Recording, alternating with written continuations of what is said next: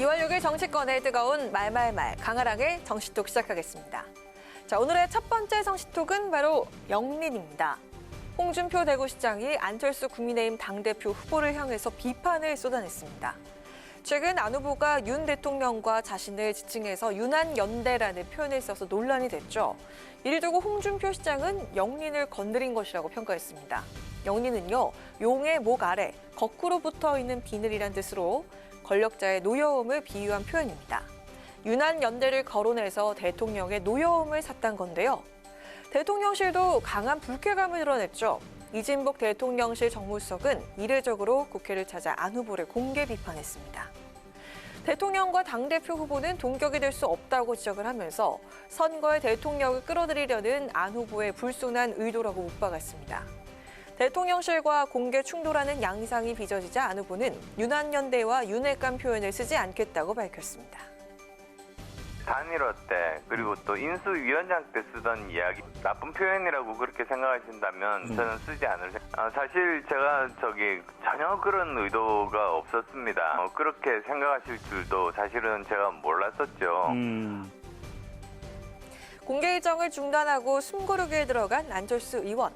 이준석 전 대표는 안 의원을 향해서 친윤이냐 반윤이냐 노선을 확실히 해야 한다면서 압박하고 나섰습니다. 안철수 후보는 바이든이냐고 들었습니까? 날리면이라고 들었습니까? 전 이번에 토론회 무조건 나온다 봅니다. 전당대 토론회. 왜냐하면 이런 게 국민들이 알아야 돼요. 할 말 할 줄 아느냐 모르냐. 비윤이냐 반윤이냐 친윤이냐.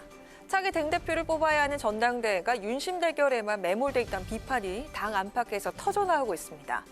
끊이지 않고 반복되는 당내 진영 대결, 언제쯤 이런 구태 정치를 벗어던질 수 있을까요? 자, 이어서 오늘의 두 번째 정치톡은 떳떳 의사자질 충분입니다. 자녀 입시 비리 등의 혐의로 실형을 선고받은 조국 전 장관의 딸 조민 씨가 공개 석상을 통해서 자신과 가족을 둘러싼 논란에 대해서 입장을 밝혔습니다.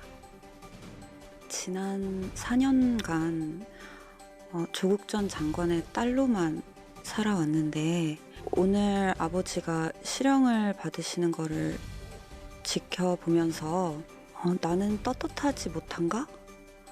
라고 곰곰이 생각해보게 되었습니다. 저는 떳떳합니다. 부끄럽지 않게 살았고요. 그래서 결심을 하게 되었습니다.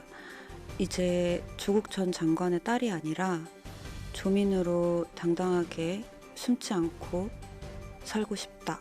검찰이나 언론이나 정치권에서 저희 가족을 지난 4년 동안 이렇게 다룬 것들을 보면은 정말 가혹했다고 생각합니다. 근데 과연 본인들은 스스로에게 아니면 그들의 가족들에게 똑같은 잣대를 적용하는지 그거는 묻고 싶습니다. 네, 조 전 장관은 자녀 입시 비리 등의 혐의로 징역 2년과 추징금 600만 원을 선고받은 상황입니다. 법정 구속은 면한 조 전 장관, SNS 활동을 재개하는 듯한 움직임이 감지됐습니다. 평소 SNS에 자신의 입장이나 심경을 전하면서 공식적인 소통 창구로 활용을 해왔었죠. 선고 다음 날 별다른 멘트 없이 배경 사진을 교체한 건데요. 때문에 SNS 활동을 재개하는 게 아니한 가능성이 점쳐지고 있습니다. 이런 가운데 국민의힘에선 조 전 장관의 1심 유죄 판결에 대해서 당사자들의 대국민 사과가 있어야 한다면서 목소리를 높였습니다. 조국 전 법무부 장관에 대해서 법원이 실형 2년의 유죄 판결을 선고했습니다. 검찰이 수사가 아니라 사냥을 했다. 자신의 불법을 계속 부정한 조국 교수와 온갖 회개한 논리로 조국 교수를 옹호한 친문 인사들은 양심이 있다면 지금이라도 국민들에게 사과해야 할 것입니다. 조국 전 장관은 1심 선고 직후 판결에 불복한다면서 항소장을 제출하는 것으로 확인됐습니다. 1심 판결에 이어서 즉시 제출된 항소장까지 법원의 시간은 계속되고 있는데요. 어떤 판결로 이 사태가 마무리될지 지켜봐야겠습니다. 지금까지 강하랑의 정치톡이었습니다.